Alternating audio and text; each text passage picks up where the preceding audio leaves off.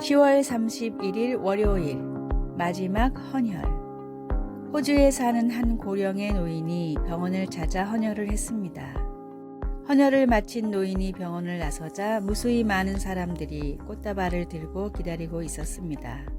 사람들은 노인을 향해 열렬한 환호와 박수를 보내며 살려줘서 고맙습니다 라고 인사를 했습니다.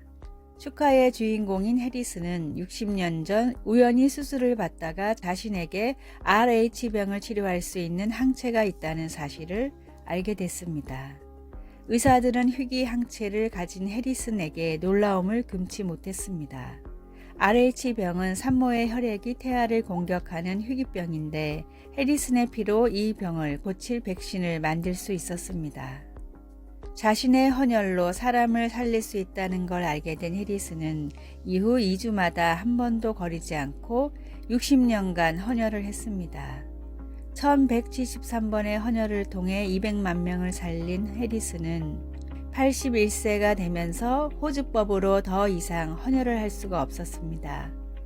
그래서 마지막 헌혈을 하던 날에 그동안 해리슨에게 도움을 받은 많은 부모와 자녀들이 병원으로 찾아와 감사를 표현한 것이었습니다.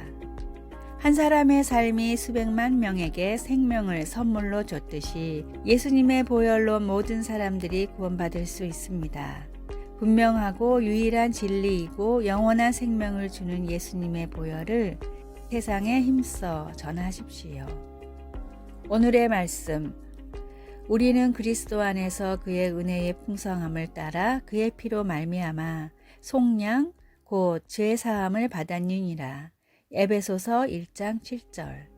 오늘의 찬송 197장 은혜가 풍성한 하나님은.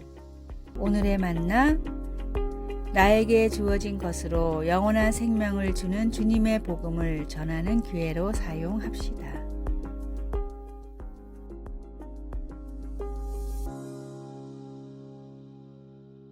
11월 1일 화요일. 다 알아요. 5살짜리 아이는 모든 걸 다 안다고 주장하며 우리에게 웃음을 줍니다. 아이들은 뭐든지 안다고 때로 그럴 수 있지만 조금 더 나이를 먹은 우리는 그렇지 않다는 걸 압니다. 그리고 우리는 흔히 답보다는 질문거리를 더 많이 가지고 있습니다. 우리는 비록 모든 것을 다 알지 못해도 모든 것을 아시는 하나님을 우리가 알고 있다는 것을 종종 잊어버린 채 인생의 왜, 언제, 어떻게에 대해 궁금해합니다. 시편 139편 1절과 3절은 모든 것을 아시는 우리 하나님께서 우리를 얼마나 종합적으로 친밀하게 이해하고 계신지에 대해서 말합니다. 다윗은 여호와여 주께서 나를 살펴보셨으므로 나를 아시나이다. 나의 모든 길과 내가 눕는 것을 살펴보셨으므로 나의 모든 행위를 익히 아시오니 라고 말합니다. 우리를 완벽하게 사랑하시고 오늘 우리가 맞닥뜨릴 문제를 모두 알고 계시며 인생의 모든 상황에서 우리를 돕는 최선의 방법을 아시는 하나님을 우리가 알고 있다는 사실이 얼마나 유한이 되는지 모릅니다. 우리의 지식에는 언제나 한계가 있지만 하나님을 아는 지식이 가장 중요합니다. 우리에게는 하나님을 아는 지식이 가장 중요합니다. 하나님은 가장 신뢰할 수 있는 분이기 때문입니다. 말씀. 나의 모든 길과 내가 눕는 것을 살펴보셨으므로 나의 모든 행위를 익히 아시오니. 시편 139편 3절. 찬송 407장 구주와 함께 나 죽었으니. 기도. 저에 대한 모든 것을 또 제게 필요한 모든 것을 아시는 주님 감사합니다. 아멘.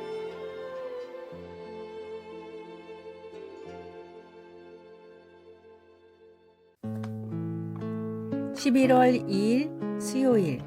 소중한 두 샘물. 인접한 산속에 물이 귀한 두 마을이 있었습니다.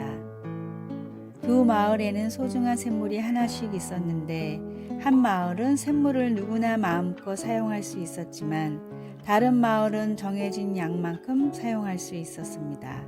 마음껏 물이 있는 마을 사람들은 물이 사람을 위해 있는 것이기 때문에 있을 때 잘 써야 한다고 생각했지만 정해진 양만 쓰는 마을 사람들은 언제 떨어질지 모르는 소중한 물이기 때문에 조금이라도 오래 쓰려면 아껴야 한다고 생각했습니다. 심지어는 샘물을 지키기 위해 다 같이 물을 안 쓰는 날까지 만들었습니다. 그러나 이런 노력에도 불구하고 샘물을 아껴 쓴 마을의 샘이 더 빨리 말라버렸고 마음껏 사용한 마을은 오히려 샘물이 그대로였습니다.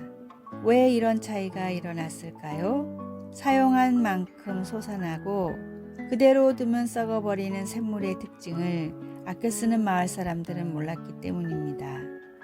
자꾸 퍼내야 더 솟아나는 샘물처럼 하나님의 은혜와 능력 역시 그렇습니다. 풍성한 은혜의 샘을 바라만 보다 좋은 때를 놓치는 어리석은 사람이 나의 모습이 아닐까요? 더 바라는 믿음과 기도의 간구함으로 다함이 없는 샘물 같은 하나님의 능력을 넘치도록 누리십시오. 오늘의 말씀, 내가 주는 물을 마시는 자는 영원히 목마르지 아니하리니 내가 주는 물은 그 속에서 영생하도록 솟아나는 샘물이 되리라. 요한복음 4장 14절. 오늘의 찬송 545장 이 눈에 아무 증거 아니 배워도. 오늘의 만나, 하나님의 능력을 제한하지 말고 놀랍게 누리게 하소서. 다함이 없는 주님의 능력에 필요한 것을 기도로 구합시다.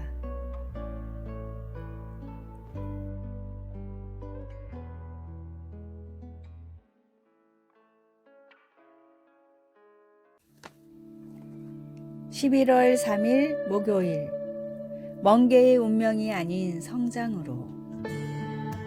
멍게는 특이한 생명체입니다. 바위와 조개 껍질에 붙어있는 멍게는 마치 부드러운 플라스틱 장난감처럼 보이기도 합니다. 멍게는 활발했던 어릴 때와는 달리 흐르는 물에서 영양분을 섭취하면서 수동적인 생활을 합니다. 멍게는 먹이를 찾고 자신을 보호하는 기능을 하는 원시적인 척수와 두뇌를 갖춘 올챙이 같은 모습으로 삶을 시작합니다. 어렸을 때는 바다를 탐색하며 시간을 보내지만 성체에 이르면 변화가 일어나 바위에 달라붙어서 탐색과 성장을 멈추어 버립니다. 그리고 자신의 뇌를 먹어치우는 섬뜩한 반전을 보여줍니다. 척추도 없이 생각도 없이 수동적으로 물결에 따라 사는 멍게.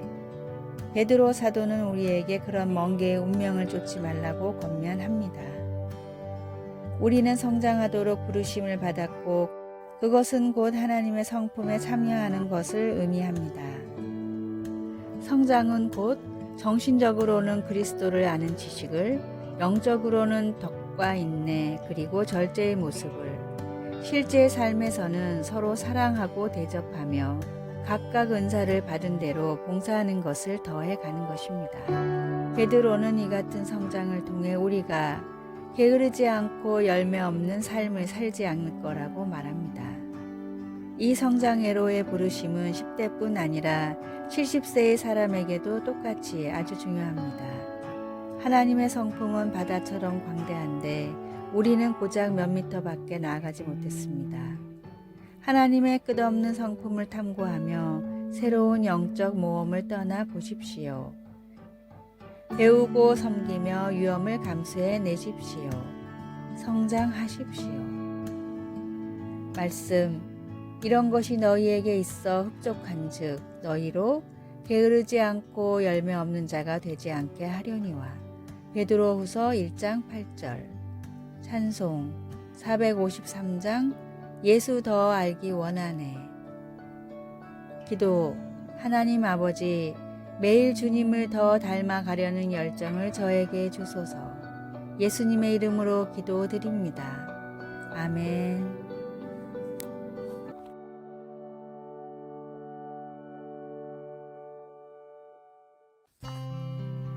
11월 4일 금요일, 대나무 주사위의 메시지.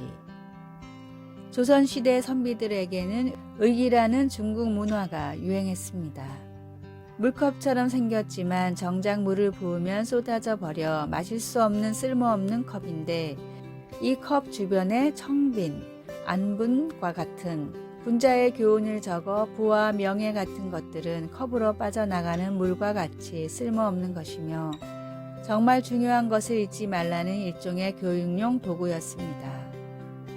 의기 중 가장 유명한 것은 7개의 면이 있는 대나무 주사위였는데 각각의 면에는 다음의 교훈이 새겨져 있었습니다.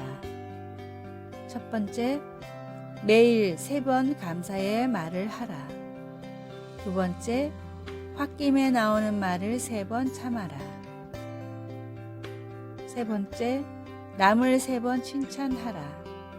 네 번째, 내 잘못을 3번 인정하라. 다섯 번째, 실수해도 3번만 꾸짖지 마라. 여섯 번째, 남이 잘못해도 3번만 탓하지 마라. 일곱 번째, 남의 흠을 3번만 헐뜯지 마라. 몸에 익히고 필요한 교훈은 가까이 두고 지켜야 합니다. 내 삶에 풍겨나는 그리스도의 향기를 위해 내 발의 등이고 내 마음에 비친 하나님의 말씀을 시시때때로 접하고 암송합시다. 오늘의 말씀, 주의 말씀대로 나를 붙들어 살게 하시고 내 소망이 부끄럽지 않게 하소서. 시편 119편 116절. 오늘의 찬송 201장 참 사람 되신 말씀. 오늘의 만나, 주님의 말씀을 내 삶에 더 가까이 두게 하소서. 가장 자주 쓰는 스마트폰을 볼 때마다 말씀을 한 구절씩 묵상합시다.